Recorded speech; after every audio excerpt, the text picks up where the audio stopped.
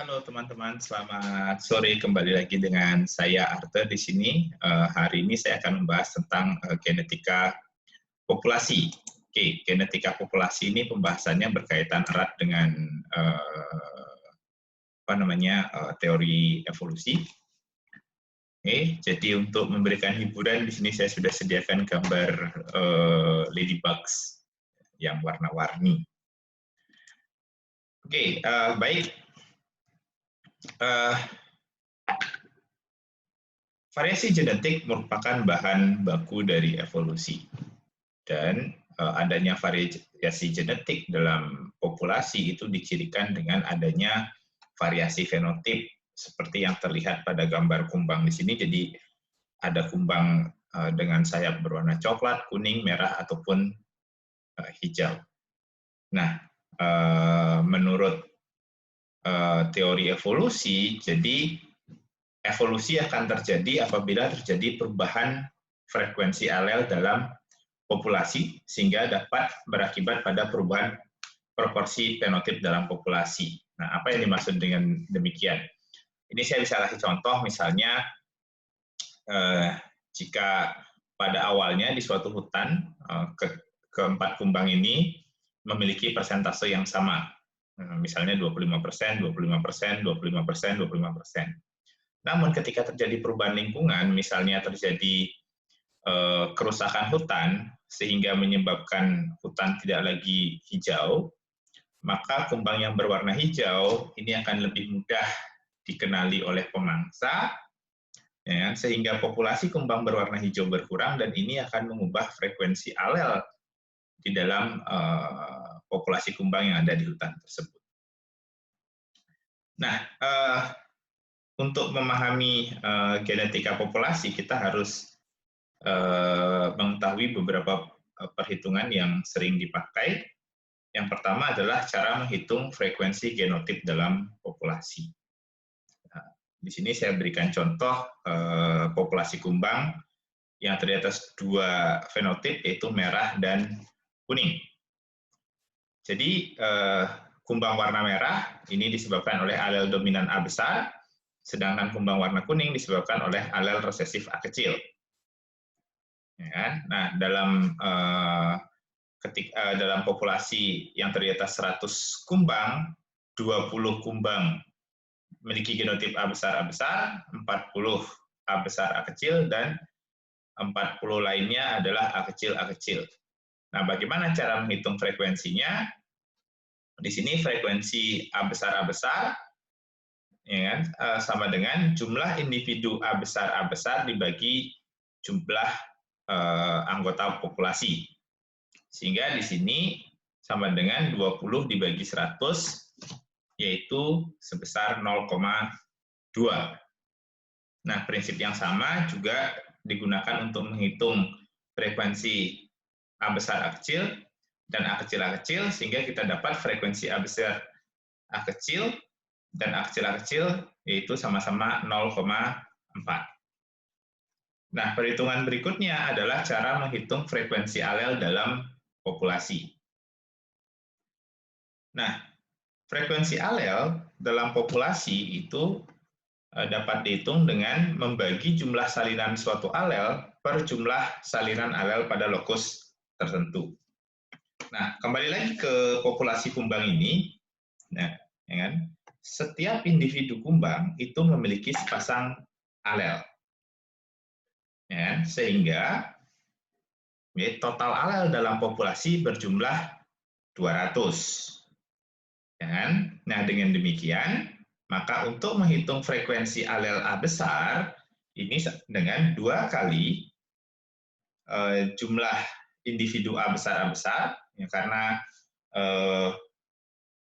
organisme dengan genotip A besar punya 2 alel A besar, ditambah jumlah alel A besar, A kecil per 2 kali jumlah populasi. Sehingga frekuensi A besar sama dengan 2 kali 20 ditambah 40 per 200. Jadi frekuensi A besar sama dengan 0,4. Nah, untuk frekuensi alel A kecil bisa dihitung dengan prinsip yang sama, frekuensi alel A kecil sama dengan 2 kali jumlah individu dengan genotip A kecil ditambah jumlah individu A besar A kecil per 2N. Nah, di sini kita dapat frekuensi alel A kecil sama dengan 0,6.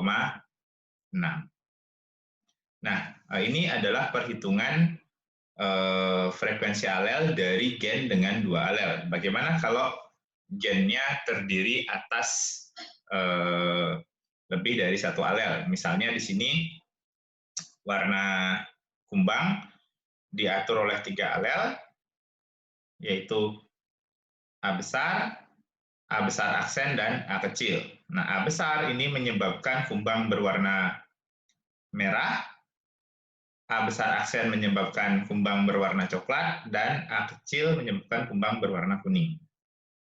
Nah, untuk perhitungan frekuensi alel, maka di sini frekuensi alel A besar itu sama dengan 2 kali frekuensi 2 kali jumlah individu A besar ditambah jumlah individu A besar A kecil ditambah jumlah individu A besar A aksen ditambah jumlah individu A besar A kecil dibagi 2N.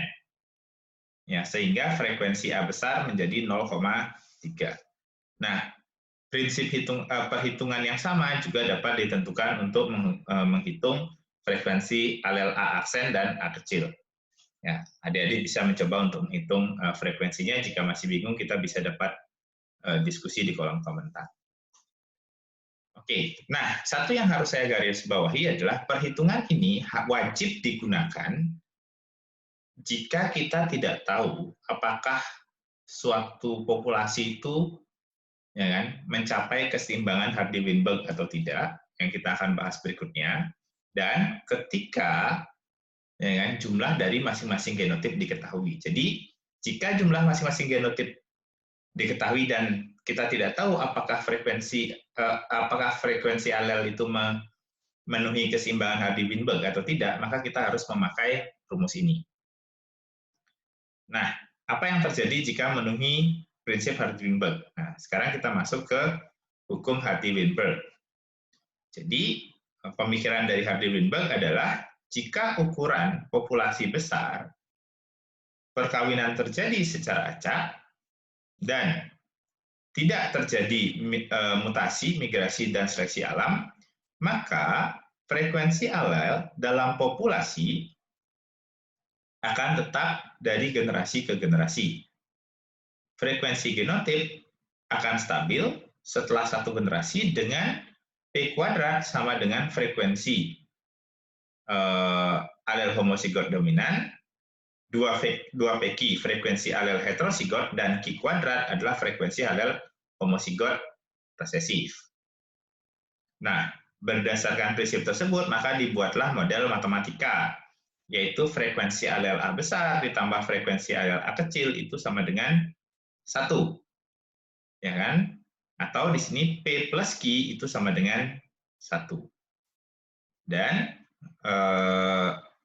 kemudian formulasi atau rumus kedua adalah P kuadrat plus 2pq plus Q kuadrat sama dengan 1. Nah, bagaimana mengaplikasikan rumus ini? Oke, kita ambil contoh berikut.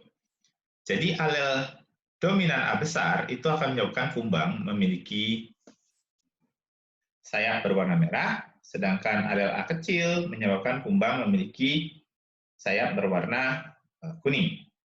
Nah, dari suatu populasi yang kita analisa yang terdiri atas 100 kumbang, diketahui 64 kumbang memiliki sayap berwarna merah dan 36 memiliki sayap berwarna kuning. Nah, dari data ini kita dapat menentukan frekuensi dari kumbang dengan genotip A kecil, yaitu yang berwarna kuning.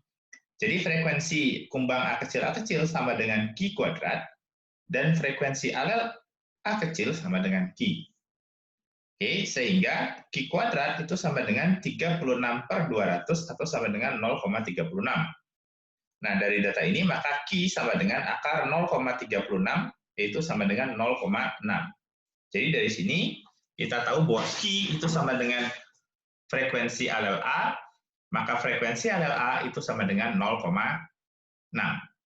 Kemudian menggunakan rumus P plus Q sama dengan 1, maka kita tahu bahwa P sama dengan 1 minus 0,6 yaitu sama dengan 0,4. Dan kita tahu bahwa P mewakili frekuensi alel A dominan, sehingga frekuensi alel A dominan sama dengan 0,4. Nah, menggunakan data ini, maka kita akan tahu berapa sih kumbang merah yang heterozigot dan homozigot. Nah, untuk menghitung jumlah kumbang yang heterozigot, pertama kita harus menghitung frekuensi dari kumbang yang heterozigot, yaitu F A besar A kecil sama dengan 2PQ. Sama dengan 2 kali 0,4 kali 0,6, yaitu sama dengan 0,48. Sehingga jumlah individu A besar A kecil sama dengan 0,48 kali 100, yaitu 48 ekor. Sedangkan jumlah kumbang merah homozigot atau F AA besar sama dengan P kuadrat, yaitu sama dengan 0,4 kali 0,4 sama dengan 0,16. Jadi jumlah individu merah homozigot atau A besar sama dengan 0,16 kali 100, yaitu 16 ekor. Oke, nah bagaimana dengan perhitungan dari satu gen dengan banyak alel? Misal kita ambil contoh di sini adalah sel darah merah. Oke, kita tahu bahwa golongan darah yang ada saat ini yaitu sistem ABO terdiri atas 4 golongan, yaitu A, B, AB, O. Nah, penggolongan ini berdasarkan pada jenis glikoprotein yang ada di permukaan sel darah merah, di mana alel IA mengkode protein A yang menyebabkan darah merah memiliki golongan darah A, IB mengkode protein B yang menyebabkan darah memiliki golongan darah B, dan apabila sel darah merah memiliki kedua alel ini, maka dia akan memiliki golongan darah AB. Dan apabila tidak mampu memproduksi keduanya atau alelnya IO atau I0, maka dia akan memiliki golongan darah O. Nah, untuk kasus multiple alel, di sini IA besar akan diwakili oleh huruf P, IB diwakili oleh huruf Q, dan I0 diwakili oleh huruf R, sehingga jumlah frekuensi P plus Q plus R itu selalu sama dengan 1. Ya kan? Sedangkan untuk mencari frekuensi genotip dari masing-masing golongan darah, maka di sini P kuadrat itu akan mewakili golongan darah A homozigot, 2PR akan mewakili golongan darah A heterozigot. Kemudian 2PQ ya kan, akan mewakili golongan darah AB, sedangkan Q kuadrat itu akan mewakili golongan darah B homozigot, 2QR mewakili golongan darah B heterozigot, dan Q kuadrat mewakili golongan darah O. Nah, sebagai contoh soal, kita bisa lihat di sini, misalnya pada sebuah desa dengan 1.000 penduduk, golongan darah A-nya 550 orang, AB-nya 200 orang, dan O-nya 90 orang. Nah, dari semua jenis golongan darah ini yang kita sudah tahu genotipnya adalah AB dan O. Nah, di sini karena O adalah homozigot, maka kita gunakan data O untuk menghitung frekuensi alel terlebih dahulu. Frekuensi genotip IO itu sama dengan R kuadrat, sedangkan frekuensi alelnya sama dengan R. Nah, R kuadrat itu sama dengan 90 per 1000 sama dengan 0,09. Sehingga R sama dengan akar 0,09, yaitu 0,3. Sehingga di sini kita tahu bahwa frekuensi alel IO itu sama dengan 0,3. Nah, menggunakan data ini, kita dapat menentukan frekuensi alel IA. Frekuensi golongan darah A sama dengan P kuadrat plus 2PR, yaitu 0,55 sama dengan P kuadrat ditambah 2 kali P kali 0,3, sehingga di sini P kuadrat plus 0,6P minus 0,55 sama dengan 0. Nah, menggunakan prinsip persamaan kuadrat, kita peroleh akhirnya P sama dengan 0,5. Ya kan? Nah, dari sini berarti kita tahu bahwa frekuensi IA itu sama dengan 0,5, sehingga frekuensi genotip golongan darah A homozigot itu sama dengan P kuadrat sama dengan 0,25. Sedangkan frekuensi A heterozigot sama dengan 2PR sama dengan 2 kali 0,5 kali 0,3 sama dengan 0,3. Nah, setelah kita tahu frekuensi alel IO dan IA, maka kita bisa menghitung frekuensi alel IB